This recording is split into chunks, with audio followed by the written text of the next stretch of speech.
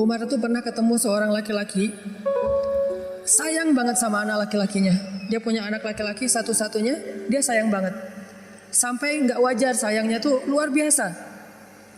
Terus Umar nanya, "Pak, ada cerita apa? Kok Bapak kayaknya spesial banget memperlakukan anak laki-laki Bapak? Memang ada cerita apa? Ada kisah apa?"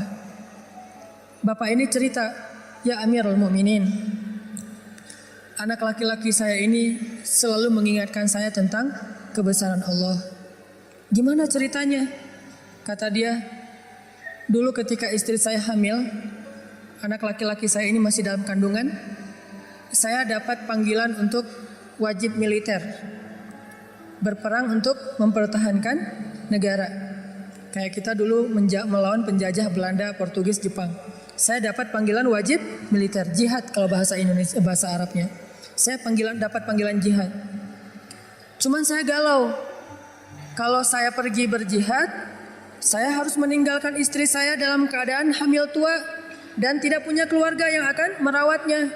Tapi kalau saya jaga istri saya, berarti saya menolak panggilan negara untuk menjaga keutuhan negara saya. Itu kewajiban, wamil."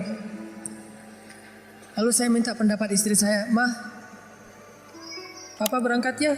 Istrinya ngeluh, "Pak, kan Papa selama ini gak pernah absen dalam jihad, gak pernah absen dalam wamil. Setiap panggilan untuk membela negara, Papa pasti datang. Mulai dari pramuka sampai perang beneran.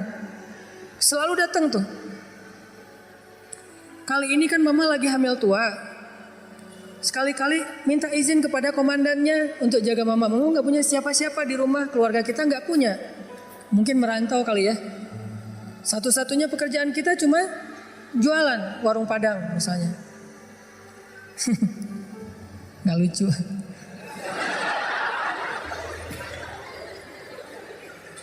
Akhirnya suaminya istikharah.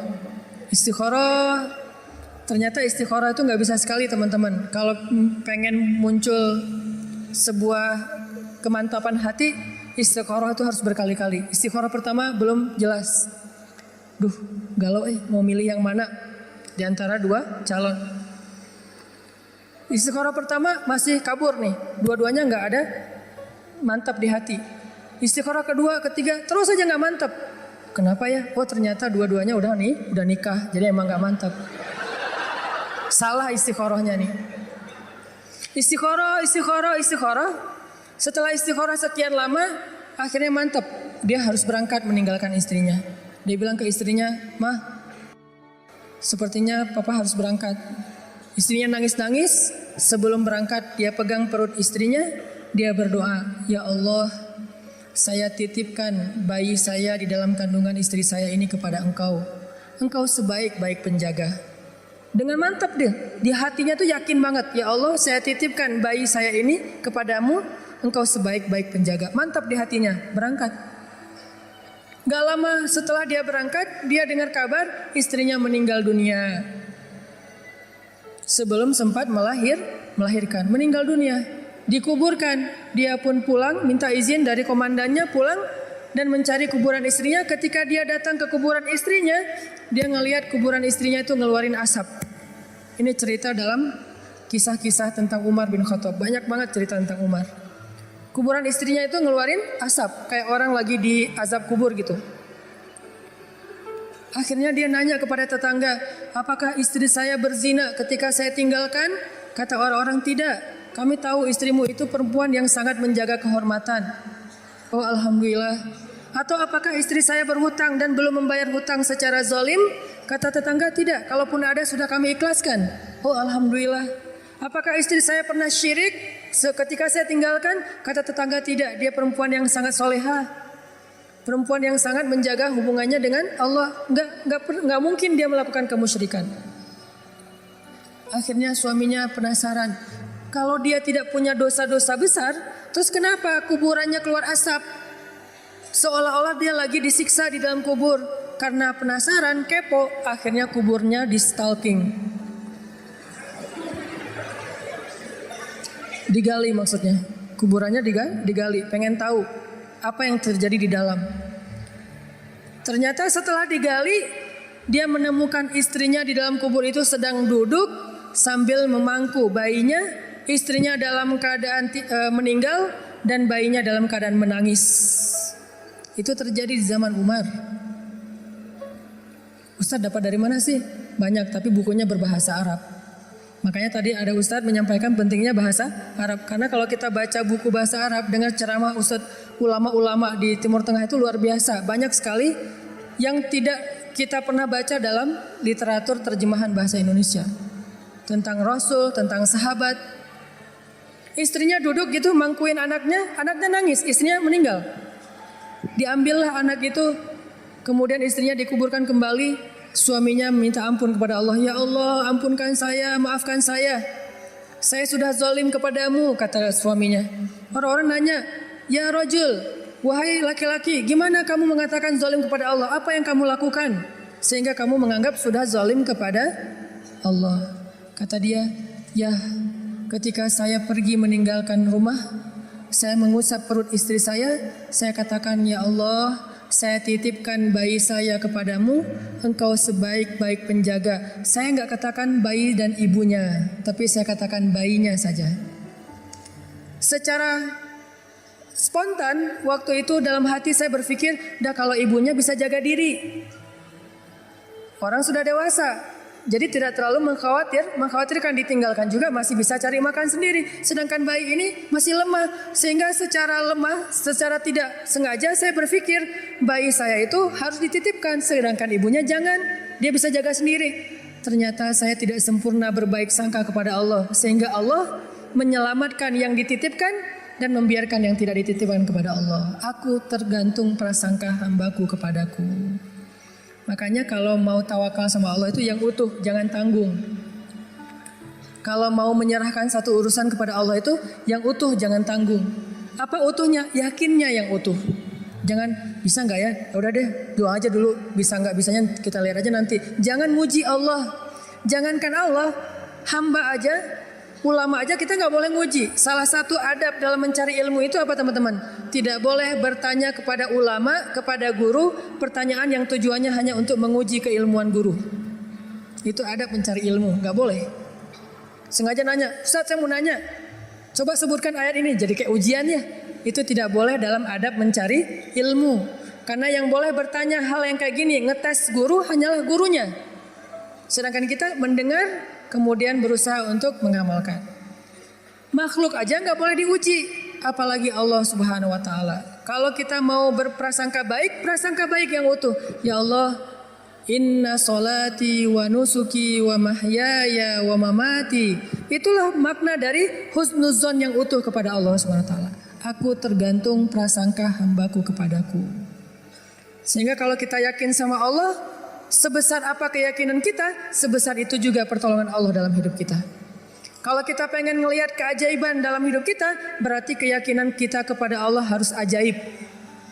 Kok kamu tenang-tenang aja sih? Kan ada Allah. Iya sih ada Allah, tapi kan, nah yang bilang tapi, maka tidak akan pernah melihat keajaiban dalam hidupnya.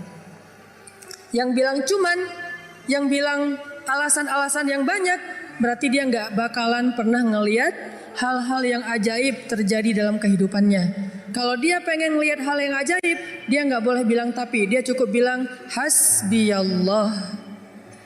Cukup buat saya Allah. Maka terjadilah keajaiban dalam hidupnya. Kok nggak ada kejadian keajaiban dalam hidup dia? Padahal dia udah sering bilang hasbiyallah. Kita nggak tahu, dia tahu.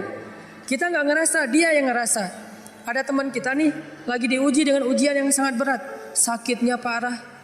Tapi lisannya selalu berzikir, hasbiyallah, hasbiyallah, Allah syafi, wa idza maridtu fahuwa yashfin. Dia terus memuji Allah. Kita yang ngedengar bertanya, dia tuh udah sering berzikir loh, kok sakitnya belum sembuh-sembuh juga? Suka gitu kan? Dia itu udah sering berzikir loh, kok hutangnya belum lunas-lunas juga? Dia itu udah sering berzikir loh, kok masih jomblo juga? Ada yang ngerasa kayak gitu? Karena kita nggak ngerasa apa yang dia rasa setelah berzikir. Ternyata kadang Allah menolong seseorang itu bukan dengan mencabut masalahnya.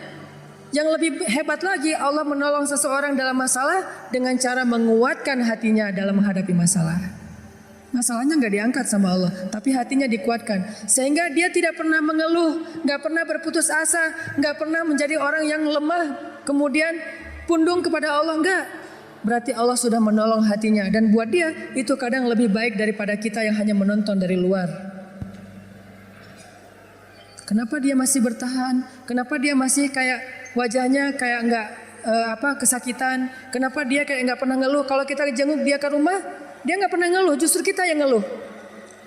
Justru kita yang malu karena merasa kita lebih banyak mengeluh daripada dia. Lihat aja saudara-saudara kita yang sedang diuji oleh Allah di Syam, di Suriah. Apakah Allah mencabut peperangan dari sana sehingga mereka tiba-tiba merdeka lagi seperti dulu tahun 2000-an? Enggak. Terus apakah Allah nggak nolong orang Suriah? Nolong banget. Gimana cara Allah menolong orang Suriah? Dikuatkan hati mereka. Mungkin kalau kita berada di posisi yang sama, dari dulu kita udah putus asa tuh. Berat banget kan ujian di Suriah? Anak kecil yang harus jadi ayah dan ibu buat adiknya yang masih kecil. Padahal dia juga masih SD, tapi udah jadi orang tua buat adiknya. Anak kecil yang tangan dan kakinya putus karena tertimbun dengan reruntuhan bangunan. Lalu harus diamputasi, harus dijahit lukanya tanpa ada obat bius. Apa yang dia baca dan menahan rasa sakit? Dia baca Al-Quran. Lagi dijahit nih, lukanya yang menganga, dijahit, gak pakai obat bius. Biusnya apa? Membaca Al-Quran. Apakah kita bisa membius diri kita dengan membaca Al-Quran? Bisa, bius total. Begitu baca Quran, ngantuk langsung ya. Kalau bius lokal belum bisa, bius total ya.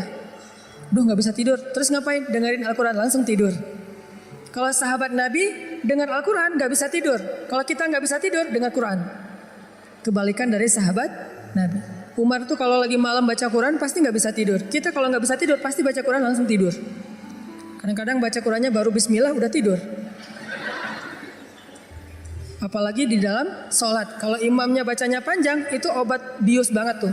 Langsung pada tunduh kan ya. Begitu kita dengar bacaan Al-Quran. Apa yang membuat mereka kuat? Pertolongan Allah. Saat dijahit lukanya mereka baca Bismillahirrahmanirrahim, Alif Lam Mim, sambil dijahit. Dzalikal kitabu la raiba fihi hudal lil muttaqin. Dijahit lagi dijahit. Dan bukan satu luka, ada beberapa luka di sekujur tubuhnya. Alladzina yu'minuna bil ghaibi wa yuqimunas salata wa mimma razaqnahum yunfikun. Coba lihat. Itulah pertolongan Allah untuk anak-anak ini. Allah tidak mengangkat luka mereka, Allah tidak mengangkat kezaliman dalam kehidupan mereka, tetapi Allah menguatkan hati mereka dan itulah penjagaan Allah kepada mereka. Sedangkan orang yang tidak dikuatkan hatinya, baru juga diputusin sudah bunuh diri, gagal pula. Kalau bunuh diri berhasil masih mending, bunuh diri gagal lah gitu. Loncat dari jembatan kesangkut misalnya, gak enak banget kan ya. Ada dulu yang pengen bunuh diri karena ditolak sama ceweknya. Kebetulan di depan rumah ceweknya itu ada truk lagi berhenti. Terus dia balapan, sengaja nabrakin dirinya ke truk yang lagi berhenti, tepat di depan rumah ceweknya. Kenapa? Pengen nunjukin ke ceweknya, aku gak bisa hidup tanpa kamu. Coba. Kenapa bisa kejadian kayak gini? Karena hatinya tidak dikuatkan. Kenapa ada orang yang berkali-kali diputusin, tetap aja datang lagi. Kuat banget tuh hatinya. Berkali-kali diputusin, datang lagi. Bukan datang ke yang lain, datang ke yang sama. Sampai orang yang putusinnya, yang putus asa memutuskan, akhirnya menerima. Nah, di sini berarti bukan soal layak dan tidak, soal siapa yang paling sabar ya. Kan kata Umar bin Khattab, rahasia kemenangan dalam satu pertarungan, ini yang ngomong jawaranya ya, Umar bukan saya. Kalau saya mungkin bukan petarung. Kalau Umar kan petarung. Dia ngomong apa? Rahasia kemenangan dalam satu pertarungan bukan teknik, bukan kekuatan fisik, tapi ketahanan, kesabaran. Siapa yang paling sabar, dia yang akan menang. Siapa yang paling sabar sampai ronde 10, maka dialah yang menang. Begitu juga dalam kehidupan, siapa yang paling kuat, dialah yang akan sukses, yang paling sabar. Ternyata kadang Allah menolong kita bukan dengan cara buat hidup kita nggak ada masalah. Justru kadang masalah itu kuliah buat kita. Masalah itu nyantri buat kita. Masalah itu kursus buat kita biar kita mengerti kebaikan. Mengerti artinya menjadi orang yang tangguh. Tapi Allah kuatkan hati kita. Sehingga kita berbaik sangka. Ihfazillah yahfazka. Jaga Allah, Allah jaga kamu. Berbaik sangka kepada Allah.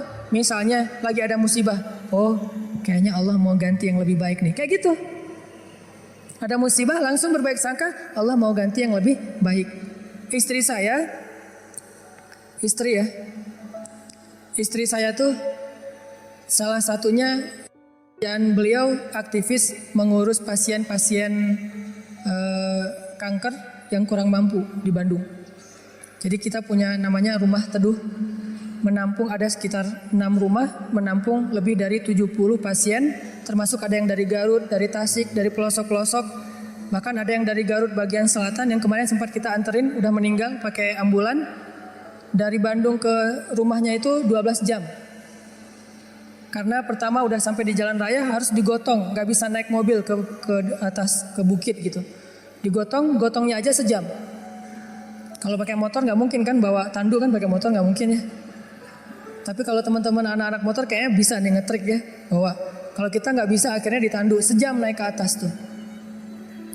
Nah, kemarin ada kejadian di salah satu rumah teduh untuk nampung pasien-pasien yang kurang mampu bersama keluarga mereka.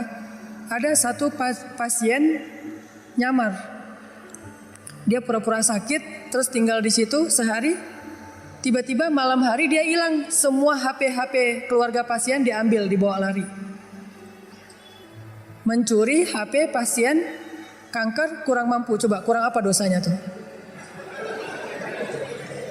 Mencuri HP, nyopet HP orang di mall masih mending, dosa lah ya. Tapi nggak dosa segede itu ya, nggak berlipat-lipat. Ini dosanya apa? Mencopet, mengambil HP pasien, keluarga pasien kanker kurang mampu. Yang di HP itu satu-satunya alat untuk komunikasi, ngurus pengobatannya. Kita nelpon mereka juga di situ, nelpon dokter lewat HP itu, diambil sama dia. Hilang sekitar 5 HP, 5 pasien.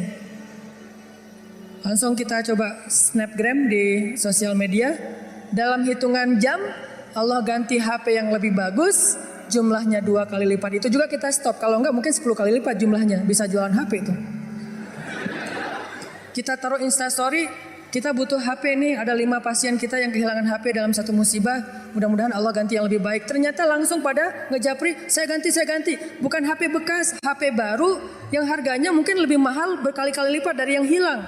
Dan jumlahnya berkali lipat dari yang hilang. Hilang 5, yang udah terkumpul dalam hitungan 1 jam 10. Itu langsung kita stop, kalau enggak bisa 100 tuh. Lumayan kan, bisa buka lapak lagi tuh.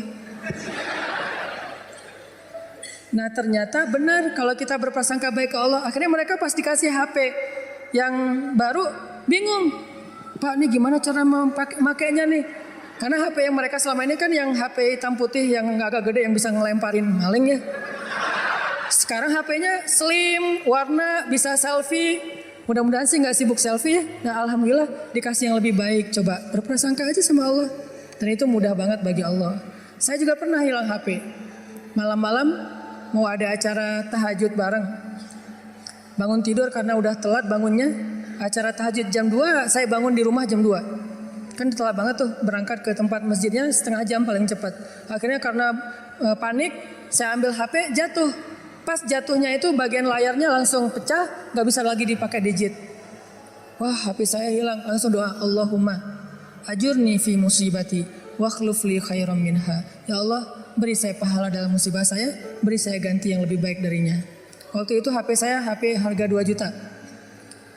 Paginya jam 10 pagi Allah ganti dengan Samsung Note 5 yang waktu itu harganya masih 10 juta. Coba langsung cash langsung dikasih sama Allah. Gimana caranya? Allah yang punya cara. Dan kita nggak harus tahu caranya karena ayatnya juga wa yarzuqhu min haitsu la yahtasib, dari jalan yang Allah yang kalian tuh nggak pernah duga. Prasangka baik sama Allah. Ditolak, oh berarti akan diberikan yang lebih baik dari ini. Ditolak lagi, oh berarti lebih baik lagi. Cari lagi yang lebih baik, ditolak lagi. Makanya nyari yang terbaik. Begitu ditolak, Allah berarti akan menggantikan yang lebih baik dari dia. Itu ada cewek Masya Allah, berhijab, hafal Al-Quran, juz 30. Lancar. Ini kayaknya tipe saya banget nih. Jadi saya gak perlu repot-repot ngajarin Al-Quran ke anak saya. Udah ada mamanya. Ini kayaknya cewek yang setia, keibuan.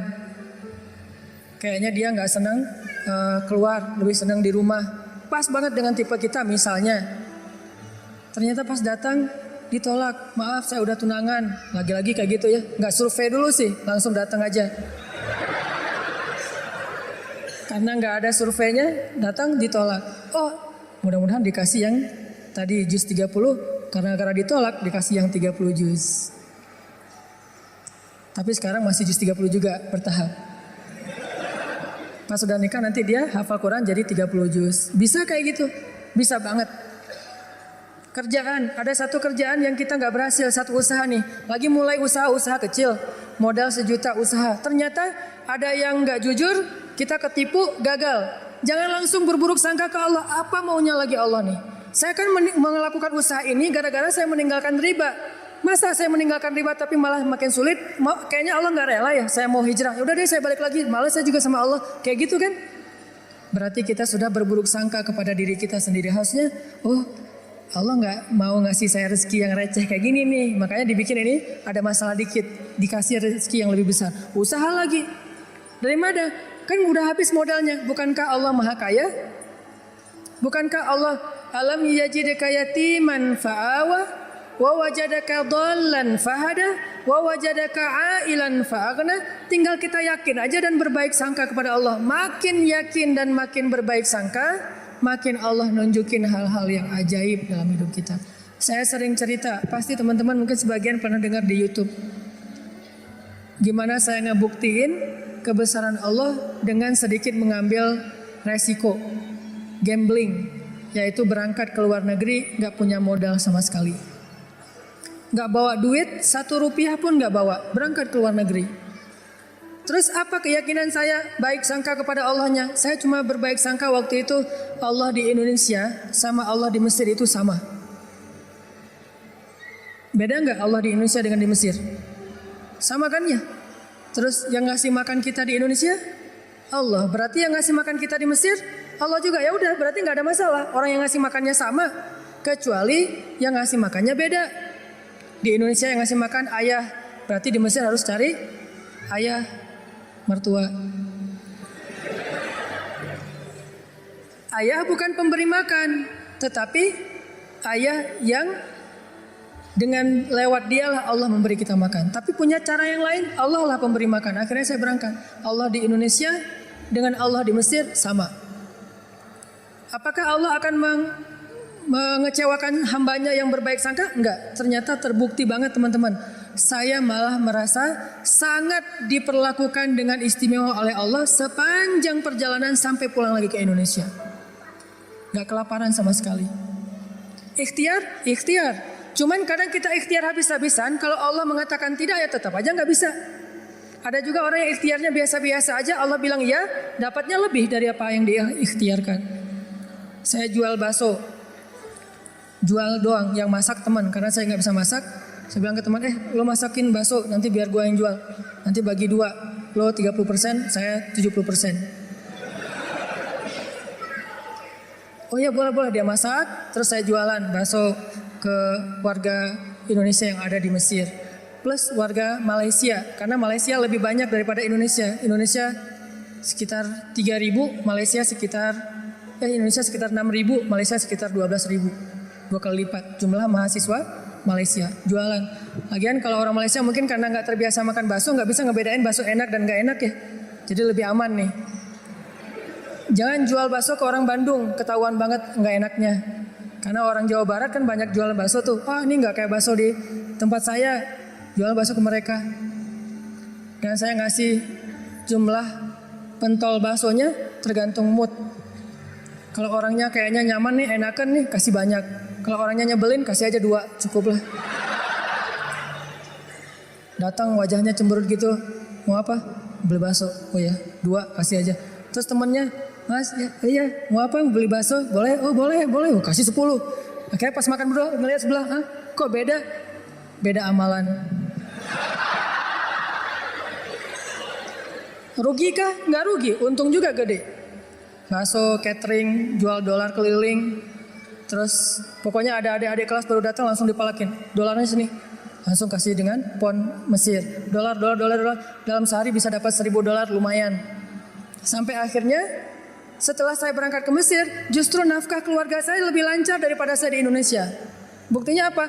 Adik-adik itu sekolah saya biayain, kirim dari Mesir. Dari mulai dia SD, SMP, SMA dibiayain. Terus ibu nanya, saya nanya ke ibu, Mak, kan di Aceh, Mak butuh apa di rumah? Kalau abang ada duit lebih, Mak pengen beli kulkas. Karena seumur-umur saya, kita belum pernah punya kulkas sendiri, rumah juga ngontrak. Kalau Ramadan itu ngambil es dari rumah tetangga. Nah ini mau Ramadan nih, pengen punya kulkas sendiri. Oh boleh Mak, berapa aja lah. Yang 5 juta juga gak apa-apa kata Mak. Kemahalan. Akhirnya saya kirim 1,5 juta beli kulkas yang 1 pintu, yang kecil. Bahagia. Mak butuh apa lagi? Ya ini adik-adik baju lebaran belum dibeli, kirim baju lebaran. Mak butuh apa lagi? Ini uang kontrakan bulan ini belum bayar, kirim. Ternyata benar kalau kita berbaik sangka ke Allah sekali, Allah akan ngebalasnya minimal 10 kali. Sampai menikah di sana, punya anak di sana, pulang ke Indonesia. Saya sering gambling dengan cara berbaik sangka kepada Allah. Tapi jangan gambling sesuatu yang Allah gak janjikan ya. Saya berbaik sangka ke Allah, berdiri aja di rel kereta, pasti gak akan ditabrak lah. Allah gak pernah bilang siapa yang berdiri di rel kereta akan aku tolong dan tidak akan ditabrak. Gak ada janji Allah kayak gitu. Ada gitu ayatnya. Coba gambling ke yang ada ayatnya. Siapa yang bertakwa pasti akan aku kasih jalan keluar. Siapa yang bersabar pasti aku berikan pertolongan. Siapa yang sholat pasti aku akan membantu dia. Yang Allah udah janjiin, maka gamblinglah dengan hal itu. Ambillah resiko dengan janji-janji itu. Tapi kalau Allah nggak ngejanjiin apa-apa, jangan ambil resiko. Karena Allah juga nggak punya perjanjian. Siapa yang loncat dari tower pasti akan selamat. Nggak ada ayatnya, nggak ada hadisnya. Siapa yang minum racun nggak apa-apa. Karena dia minum racunnya ikhlas. Nggak ada minum racun ikhlas. Ini teman-teman, berbaik sangka kepada Allah, maka kita nggak bakalan kecewa. Ada masalah apa aja, balikin lagi ke Allah. Oh ini kayaknya Allah pengen ngasih kebaikan. Yang baik-baik aja yang dipikirin tentang Allah. Begitu sekali kita berburuk sangka ke Allah, sekali itu kita telah memberikan kesempatan buat diri kita untuk celaka atau mendapatkan kerugian. Aku tergantung prasangka hambaku kepadaku. Makanya cerita yang paling populer yang kita baca di Al-Quran itu ketika Nabi hijrah ke Madinah. Apakah perjalanan hijrah Nabi mudah? Enggak. Jadi kalau kita ngerasa perjalanan hijrah kita itu enggak mudah, berarti kita juga ngerasain apa yang dirasakan Nabi Muhammad SAW. Bukan kita doang yang susah dalam hijrah. Nabi juga susah, padahal Nabi lebih dekat ke Allah daripada kita. Yang mudah itu siapa? Umar. Itu hijrah yang paling mudah. Sebelum hijrah, posting dulu. Besok mau hijrah, hari ini posting. Captionnya apa? Wahai orang-orang Quraisy, ketahuilah bahwa saya besok bakalan hijrah. Siapa yang pengen istrinya jadi janda, anaknya jadi yatim, tunggu saya di balik bukit itu. Langsung share location, bukit yang mana. Umar tuh yang posting dulu. Gak ada yang berani nge-like coba. Sepi aja tuh postingan Umar yang paling sepi itu. Gak ada yang berani nge-like, gak ada yang berani komen. Diem aja, anteng. Besoknya Umar hijrah. Ada nggak yang berani nungguin Umar di luar kota? Nggak ada. Yang berani mencegat Umar? Nggak ada. Karena mencegat Umar sama aja dengan bunuh diri.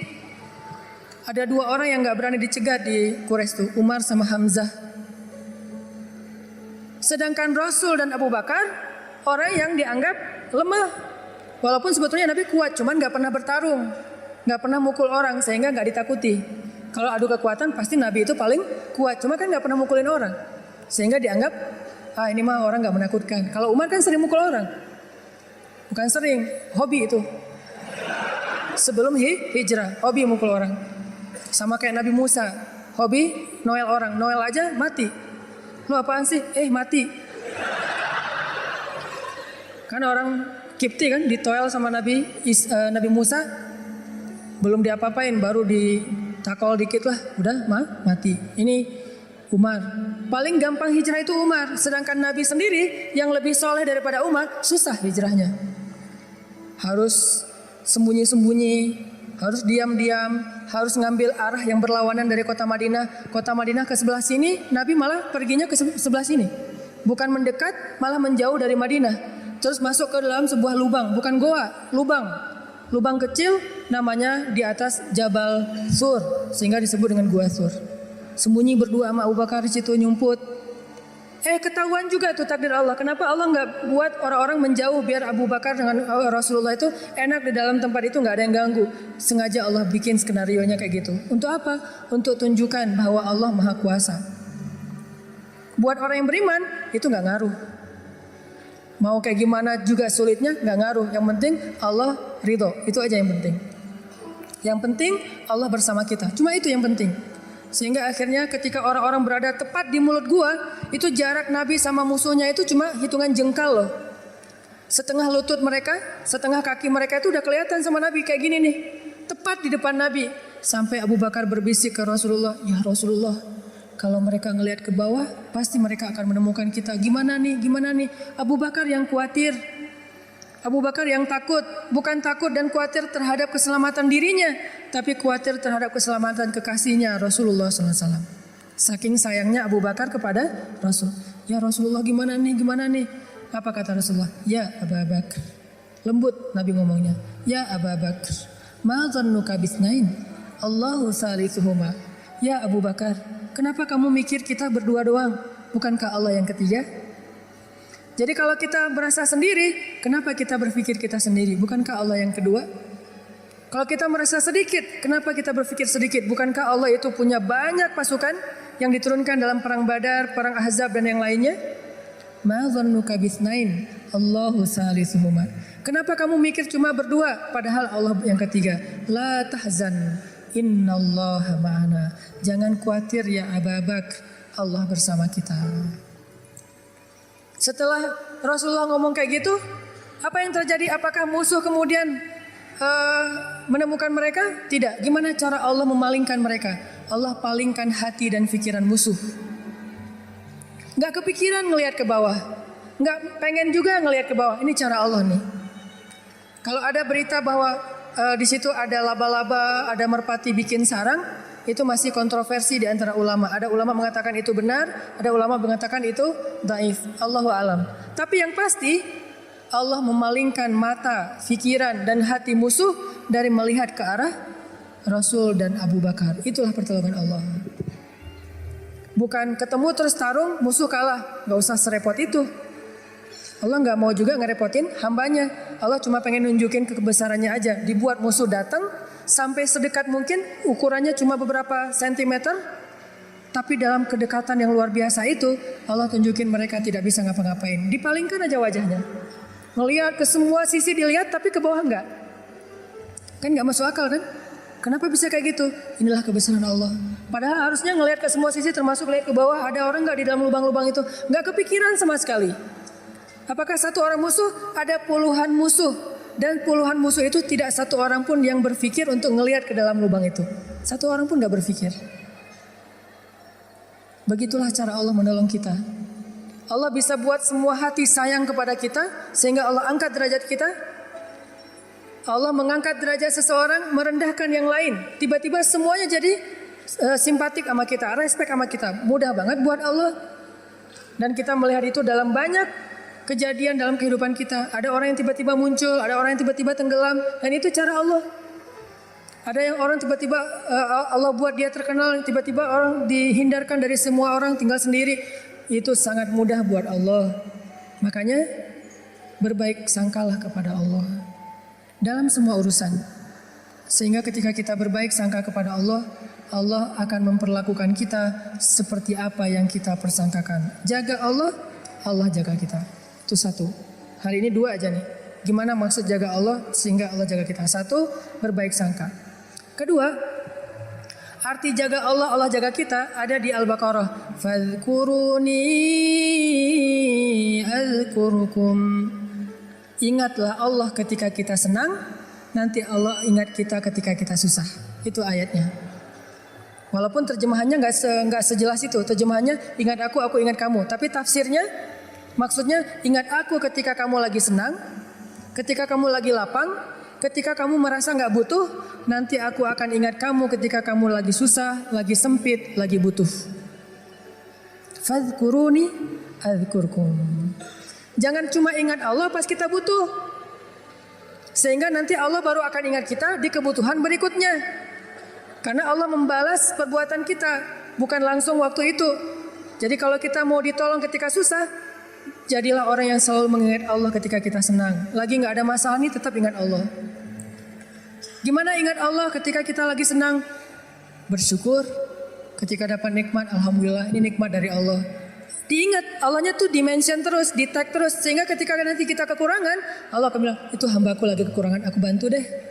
Karena ketika aku kasih dia nikmat, dia ingat aku. Begitu dia punya masalah, aku akan ingat dia. Apa contohnya? Contohnya ada seorang laki-laki, ini cerita Nabi nih, hadis, tapi hadisnya dalam bentuk cerita. Ada seorang laki-laki lagi musafir di zaman sebelum zaman Nabi, mungkin di zaman Nabi Isa atau zaman Nabi sebelumnya, tidak disebutkan. Yang jelas umat terdahulu, Bani Israel. Ada seorang laki-laki lagi jalan, di tengah jalan dia ngelihat ada segumpal awan yang bentuknya aneh. Awan ini awan yang sangat gelap, warnanya abu pekat, benar-benar mau hujan deras. Tapi ukurannya nggak besar, ukurannya seukuran satu petak sawah doang gitu. Dia perhatiin nih awan kok aneh, yang lain cerah, tiba-tiba ada satu awan kayak gitu. Gak lama dia memperhatikan, terdengar suara dari langit berbicara kepada awan, dan dia dengar suara itu. Apa kata-kata dari langit? Ya ghamam, iski mazra'ata fulan bin fulan. Wahai awan, turunkanlah hujanmu ke sawah fulan bin fulan. Fulan bin fulan ini disebutkan namanya. Wahai awan, turunkanlah airmu ke sawahnya fulan bin fulan. Setelah suara ini berbunyi, awan itu pun berarak, dibawa oleh angin. Berarak, laki-laki ini memperhatikan dan ngikutin. Kan tadi dia penasaran kan, dia kepoin mau kemana nih awan, ikutin tuh awan. Terus setelah sekian lama dia ikutin, awan itu pun berhenti di atas sebuah petak sawah, di antara banyak petak sawah. Jadi ada persawahan, awan itu berhenti di salah satu petak sawah. Tiba-tiba turun hujan lokal. Cuman di petak sawah itu aja, yang lain tetap kering, yang itu basah. Ini di tengah musim kemarau, ada awan yang turun hujannya cuma di satu petak sawah. Diperhatiin, aneh juga nih hujan lokalnya. Sampai akhirnya awannya hilang, hujannya reda. Setelah itu muncul seorang laki-laki dari petani yang datang ke sawah itu berteriak Allahu Akbar, Allahu Akbar. Alhamdulillah, Alhamdulillah. Kemudian laki-laki musafir ini pun mendekat. Dia tanya, Pak, ini sawah punya siapa? Kata laki-laki itu, punya saya. Alhamdulillah Allah kasih air. Terus laki-laki ini bertanya, Bapak namanya siapa? Dia sebutkan namanya seperti nama yang didengar tadi di langit. Berilah air ke dalam sawah fulan bin fulan. Nama saya fulan bin fulan. Masya Allah, ternyata orang inilah yang dimention dari langit tadi itu kepada awan. Terus musafir ini bertanya, Pak, dia cerita kejadiannya. Tadi saya ngelihat awan, mendengar suara dari langit, lalu awan itu menurunkan hujan hanya di petak sawah Bapak. Apa yang Bapak lakukan sehingga Allah mengistimewakan Bapak? Kenapa Allah memberikan air hanya ke sawah Bapak sementara yang lain tetap gersang? Apa yang Bapak lakukan? Kata laki-laki ini, kalau saya habis panen, dapat nikmat nih, panen raya. Kalau saya lagi panen, saya selalu membagi harta saya menjadi 3 bagian. 1 bagian saya berikan kepada fakir miskin sebagai bentuk syukur. Ingat Allah berarti. 1 bagian lagi saya berikan kepada keluarga saya sebagai kewajiban, nafkah. Dan 1 bagian lagi saya jadikan sebagai modal untuk membeli benih-benih berikutnya. Diputar lagi tuh uang. Ternyata Allah ridho dengan apa yang dia lakukan. Dialah orang yang ketika senang ingat Allah, gak lupa sama Allah. Sehingga ketika dia susah, musim kemarau, musim kering, gak ada hujan, Allah ingat dia. Begitulah Nabi berkisah tentang laki-laki ini. Tentang bab syukur di dalam banyak cerita-cerita ulama. Berarti maksud dari menjaga Allah, Allah jaga kita adalah bersyukur kepada Allah. Ingat Allah ketika kita senang, ketika kita sehat. Nanti Allah juga akan ingat kita ketika kita susah, ketika kita sakit. Minimal ingatnya dalam bentuk Alhamdulillah, ini anugerah dari Allah. Alhamdulillah, ini karunia dari Allah. Jangan lupa. Sehingga kalau kita dapat nikmat, jangan bangga diri dulu, jangan besar kepala dulu, tapi mention Allah dulu. Alhamdulillah, ini nikmat dari Allah. Sehingga nanti kalau kita butuh Allah, Allah akan ingat kita. Dan itu berlaku dalam semua masalah kehidupan kita. Satu cerita lagi, gimana Allah ingat hambanya yang ketika normal ingat Allah. Cerita yang populer tentang 3 orang yang terkurung di dalam gua. Gimana mereka bisa selamat? Lagi jalan touring, tiba-tiba badai. Masuk ke dalam gua berlindung. Karena badai akhirnya terkurunglah di dalam gua. Lagi touring tuh. Bahkan mungkin motornya ketinggalan di luar. Karena tadi pas buru-buru ya masuk ke dalam gua, motornya ditaruh di luar, terus mereka longsor. Gimana 3 orang ini bisa selamat dari kurungan gua? Dengan berdoa, ya Allah dulu saya kayak gini. 1, berbakti kepada ibu. 2, tidak menzalimi pekerja. Yang 3, meninggalkan zina gara-gara takut kepada Allah. Artinya dulu pernah berbuat baik ketika dalam keadaan normal, beramal solih. Nanti ketika mereka susah, amal soleh mereka dulu itulah yang akan menjadi wasilah Allah menolong mereka. Jadi jangan beramal soleh, rajin sholat, rajin ke masjid, rajin tilawah pas lagi ada masalah doang. Justru pas lagi normal kayak gini nih kelihatan ikhlasnya. Kalau lagi ada masalah kan ada maunya tuh, bukan ikhlasnya. Walaupun Allah menghargai, tetap itu kebaikan, gak akan disia-siakan. Cuman mau lebih keren, jangan pas lagi ada masalah doang. Pas lagi normal, kayak lagi gak merasa butuh sama Allah, tetap rajin ke masjid, tetap sholat tepat waktu, tetap mengingat Allah, tetap membaca Al-Quran, tetap membantu orang lain, tetap berbakti kepada orang tua. Sehingga kalau kita ingat Allah ketika kita lagi normal, lagi susah, lagi suka, lagi lapang, nanti Allah Subhanahu wa Ta'ala akan mengingat kita ketika kita lagi susah dan lagi sempit. Itulah yang terjadi dalam banyak kisah-kisah yang diceritakan oleh Nabi. Mudah-mudahan ini bisa jadi booster buat kita teman-teman. Kesimpulannya satu-satunya berbuat baik atau habis-habisan yang gak bakalan dikecewain itu adalah habis-habisan kepada Allah. PDKT yang gak bakalan kecewa itu PDKT-nya kepada Allah. Telepon yang gak bakalan di-reject itu telepon Allah. Japri yang gak bakalan diantepin, japri ke Allah satu-satunya. Kalau yang lain bisa aja kita dicuekin. Kenapa? Mungkin dia sibuk, mungkin dia lupa, mungkin. Tapi kalau Allah enggak. Kedua, maka dari itu coba kita jaga hubungan kita dengan Allah. Siapa yang menjaga Allah, Allah jaga dia. 1, arti menjaga Allah adalah berbaik sangka kepada Allah. Allah juga akan berbaik sangka kepada dia. 2, ingat Allah ketika kita senang, nanti Allah akan ingat kita ketika kita susah. 3, sebagai penutup, arti berbaik sangka kepada Allah. Allah berbaik sangka kepada jaga Allah, Allah jaga kita. Sedikit lagi ini penting. Ridholah dengan nikmat yang sedikit, maka Allah akan ridho dengan amal yang sedikit. Namanya amal kita banyak. Man radhiya bil qalil, kata Nabi, radhiyallahu bi qalilin min amalih. Siapa yang ridho dengan nikmat Allah yang sedikit, menurut dia sedikit, maka nanti Allah juga akan ridho dengan amalnya yang sedikit. Salat kita yang pas-pasan, ibadah kita yang pas-pasan, tilawah kita yang pas-pasan, Allah ridho. Kenapa Allah ridho?